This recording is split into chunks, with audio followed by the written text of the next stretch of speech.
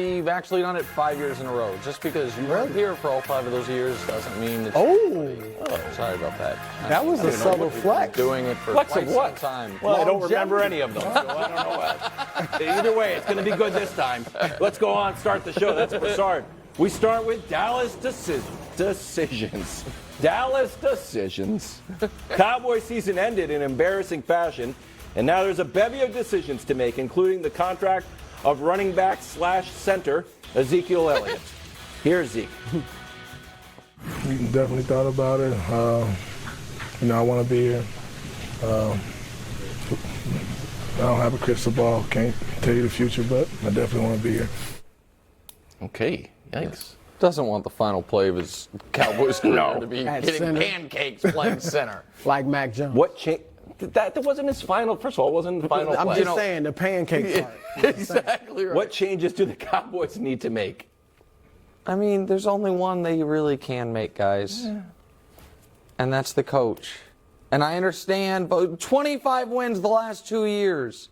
Look at what they did, and they lost Dak for part of the. I get all of that. And I am not saying Mike McCarthy is a terrible head coach. I am not even saying Mike McCarthy, it is his fault and his fault alone that once again their season ends in mortifying fashion. What I am saying is this. There is only 2 ways you can significantly change a football team in an offseason when you don't have a ton of cap space and you don't have great draft picks. And that is either change the quarterback or change the coach. They're not changing the quarterback. Right. So does anyone, even the people who think, no, he doesn't deserve, this is what people would say. He doesn't deserve to be fired. I'm not saying he deserves to be fired. What I am saying is to those people, can you envision the Dak McCarthy combo, it ending differently than it has the last 2 years? Probably around before it should have in somewhat embarrassing fashion. I can't. Brew, we've seen this story before. You know what it was called? Marvin Lewis and Andy Dalton. It's a good coach. It's a fine quarterback. Andy Dalton. Make the playoffs every year.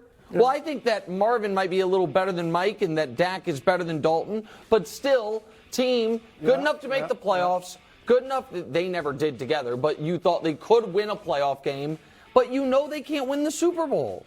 And so I don't know if the Cowboys this offseason fired him and brought in Sean Payton, that could fundamentally change Dak's trajectory, at least possibly, right, and fundamentally change their chances. What does the rest of the NFC East hope they do? Nothing, right? What are the Eagles hoping they do? The Giants hoping they do? Nothing. And so that's the answer, but I don't think they'll do it. Well, look, it's not wholly unprecedented. And I'm seeing people on TV say, he won 12 games the last 2 years. How in the world?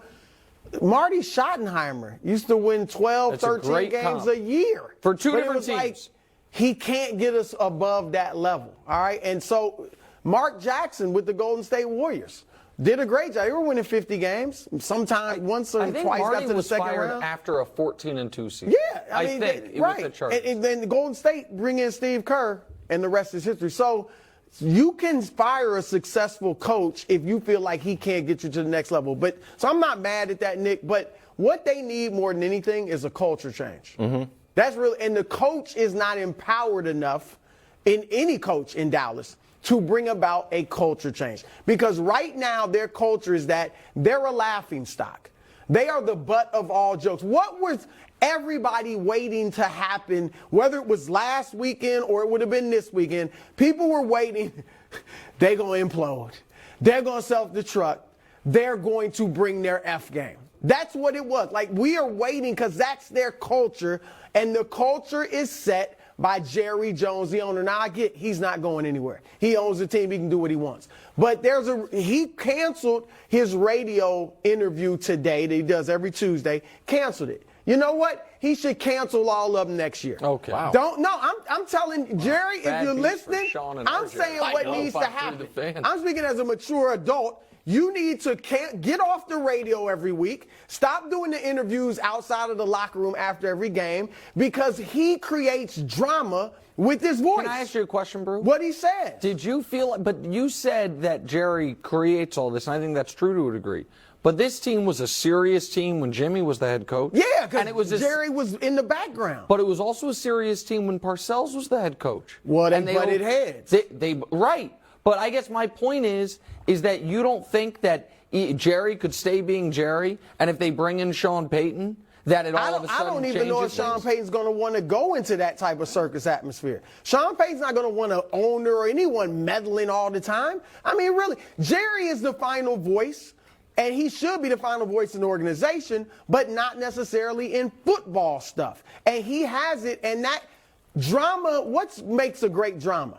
The highs and the lows. Oh, yeah. The A games and the F games. What was your I mean, well, you have a protagonist and an antagonist. but that's what it drama is. A and F. Yeah. It's a roller coaster, and that's what the Cowboys are because of Jerry's drama. So obviously he's there, but just if he stopped talking so much, You think the Cowboys it would seem like, look, we're really okay now. Things are different. It's about football now. We are a football franchise. We're not about entertainment and all of that. That's what they need. But Get serious. If Jerry Jones said, you know what, I was watching First Things First, and Chris Broussard, who's really marketed F game throughout that whole soliloquy, he was really he's like, what was everyone waiting for? The F game. Yeah. Okay. It's true. Truth hurts. If he decided, But losing hurts more, Jerry.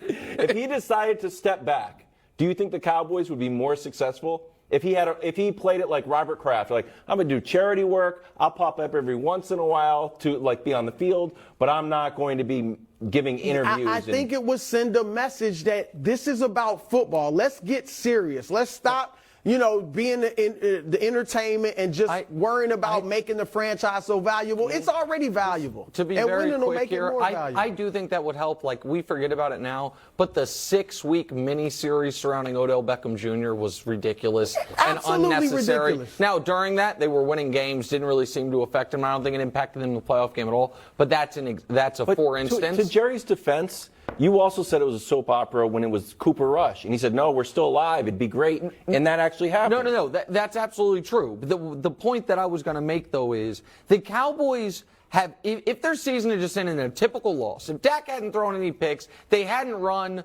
the hook and ladder attempted play, whatever they were trying to do. If they were not playing that. If they hadn't done that, they would still have an offseason of, Tony Pollard's an unrestricted free agent. Dalton Schultz is an unrestricted free agent.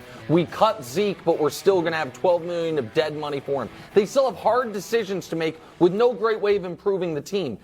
Zeke said there was a report today he'll come back on less money. Yeah, but I want him back on less money. Okay, but I don't want to get into the cat minutiae of it. That is easier said than done, actually, for the Cowboys.